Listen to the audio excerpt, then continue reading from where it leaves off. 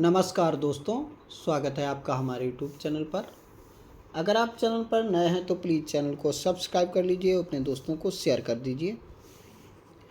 दोस्तों, इसकी पीडीएफ आपको टेलीग्राम ग्रुप में मिल जाएगी, जिसका लिंक डिस्क्रिप्शन बॉक्स में दे दिया जाएगा। ठीक है, तो चलिए फिर देर ना करते हुए डिक्टेशन शुरू करते हैं। डिक्टेशन शुरू होगी 5 सेकंड बाद।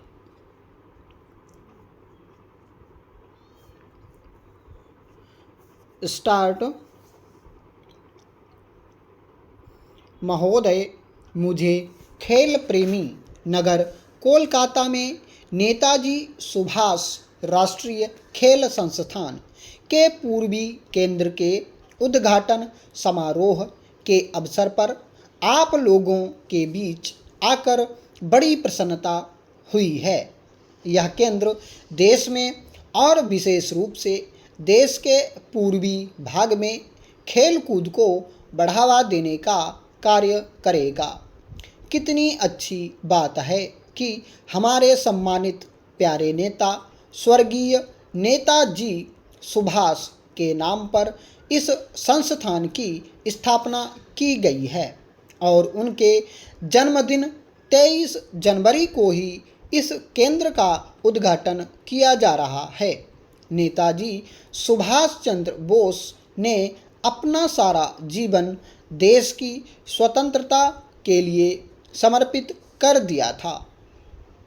त्याग और बलिदान की उनकी भावना से हम सबको और विशेष रूप से नौजवान पीढ़ी को प्रेरणा मिलती है। नेताजी ने एक ऐसे मजबूत, संगठित और स्वतंत्र भारत का स्वप्न देखा था जिसके लोग शारीरिक और दिमागी तौर पर तंदुरुस्त हों। मुझे शक नहीं कि नेताजी सुभाष खेल संस्थान इस स्वप्न को पूरा करने का कार्य करेगा। नेताजी सुभाष राष्ट्रीय खेल संस्थान की स्थापना 1961 में पटियाला में हुई थी, जिसका पिछले 32 वर्षों में काफ़ी विकास हुआ है। संस्थान ने अब तक 15,000 से अधिक कोच तैयार किए हैं और देश के राष्ट्रीय खेल संघों के खिलाड़ियों को प्रशिक्षण देने में भी सहायता की है। खेलों के मामले में देश के दक्षिणी प्रदेशों की विशेष आवश्यकताओं को पूरा करने के लिए कुछ वर्ष पूर्व इसी दिन बंगलौर में इसके दक्षिणी केंद्र का उद्घाटन किया गया था। मुझे पूरी आशा है कि कोलकाता में पूर्वी केंद्र की स्थापना से खेलों के क्षेत्र में संस्थान राष्ट्र के लिए उपयोगी सेवा कर सकेगा। कुछ वर्ष पूर्व में हमने नई दिल्ली में 9वें एशियाई खेलों का आयोजन किया था। ये खेल काफ़ी कामयाब रहे। सारा राष्ट्र उन लोगों की सराहना करता है जिन्होंने इन खेलों के आयोजन के लिए काम किया था। नेताजी सुभाष राष्ट्रीय संस्थान ने भी अंतर्राष्ट्रीय महत्व के इस काम में अपनी महत्वपूर्ण भूमिका निभाई थी। इन खेलों में हमारी टीमों और खेल प्रतियोगियों ने पहले से कहीं बेहतर प्रदर्शन किया। हमारे खिलाड़ियों ने इन खेलों में 57 मेडल जीते थे, जबकि 1978 में बैंकॉक में हुए पिछले एशियाई खेलों में उन्हें 28 मेडल ही मिले थे।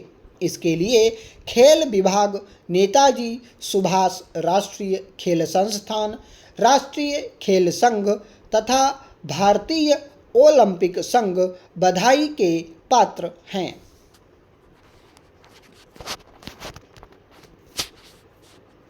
महोदय, हमें स्मरण रखना होगा कि अपने विशाल देश के आकार और जनसंख्या को देखते हुए हमें खेलों के स्तर को अभी और ऊंचा उठाना होगा। इसलिए हमें गंभीरता से इस बात पर विचार करना होगा कि खेलों को बढ़ावा देने के लिए राष्ट्रीय महत्व को देखते हुए अपने उपलब्ध साधनों का, अपनी टीमों और खिलाड़ियों के सही चुनाव, कोचिंग के तरीकों, उनकी शारीरिक हालत, खुराक आदि के मामले में सही उपयोग कैसे किया जाए। 1982 के एशियाई खेलों का कामयाबी के साथ आयोजन करने और सरकार तथा खेल संगठनों द्वारा उठाए गए कदमों से खेलों के महत्व के बारे में जनता में जागृति बढ़ी है। देश में ज़्यादा से ज़्यादा लोग अंतर्राष्ट्रीय मुकाबलों में हमारी टीमों के खेलों में दिलचस्पी लेने लगे हैं। इसलिए खेलों का स्तर सुधारने के लिए पूरी कोशिश की जानी चाहिए। राष्ट्रीय खेल संघों, राज्य सरकारों, नेताजी सुभाष राष्ट्रीय खेल संस्थान, अखिल भारतीय खेल परिषद और खेल विभाग सभी को खेलों की प्रगति के राष्ट्रीय लक्ष्य को प्राप्त करने में महत्वपूर्ण भूमिका निभानी होगी। खेलों को बढ़ावा देने और देश में खेलों के स्तर को ऊंचा उठाने के मामले में केंद्रीय सरकार ने एक अलग खेल विभाग की स्थापना की है और 1982 के एशियाई खेलों के लिए अंतर्राष्ट्रीय दर्जे की सुविधाएं उपलब्ध कराने के लिए काफ़ी खर्च किया था, जिससे पता चलता है कि केंद्रीय सरकार खेलों को कितना महत्व देती है। अब ये सारी सुविधाएं देश के युवकों को उपलब्ध हैं। यह आवश्यक है कि इन सुविधाओं को बनाए रखा जाए और इनका पूरा इस्तेमाल किया जाए। अपने अपने क्षेत्र में खेल को बढ़ावा देने और शिक्षा संस्थाओं तथा आम जनता के लिए खेल संबंधी सुविधाएं उपलब्ध कराने की राज्य सरकारों की विशेष जिम्मेदारी है। मुझे जानकर बहुत खुशी हुई है कि नेताजी सुभाष राष्ट्रीय खेल संस्थान के पूर्वी केंद्र की स्थापना करने में पश्चिमी बंगाल की सरकार ने साल्ट लेक क्षेत्र का विकास किया है और आवश्यक खेल सुविधाओं के लिए धनराशि जुटाई है तथा इसके निकट ही 1 लाख से अधिक दर्शकों के बैठने के लिए एक बड़ा फुटबॉल स्टेडियम बनाने की सुविधाएं भी दे रही है।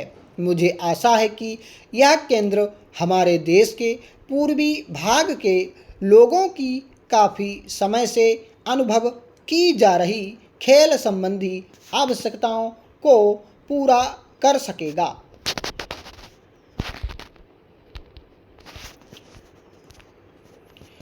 सभापति महोदय, एक विकलांग बच्चा क्षमताओं, योग्यताओं तथा अन्य बातों में सामान्य बच्चों से कुछ भिन्न होता है। उसे अन्य लोगों से सहयोग की आवश्यकता होती है।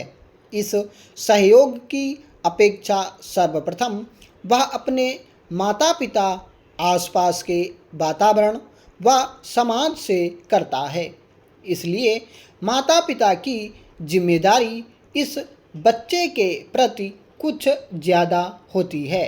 वह बच्चे के प्रति अपनी हीन भावना व अपराध बोध को त्याग कर उससे एक सामान्य बालक की भांति अपेक्षाएं न रखकर संयम के साथ सहज व्यवहार करें, क्योंकि यही सहज व्यवहार बालक के विकास व आत्मसम्मान की वृद्धि में सहायक सिद्ध होता है।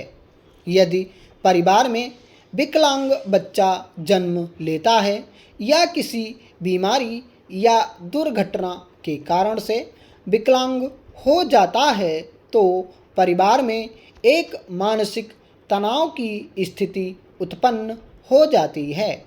अभिभावकों का उसके पालन पोषण व भविष्य को लेकर चिंतित होना स्वाभाविक है, परंतु इस चिंता और मानसिक तनाव को किसी भी परिस्थिति में उस विकलांग बच्चे के समक्ष प्रकट न करें।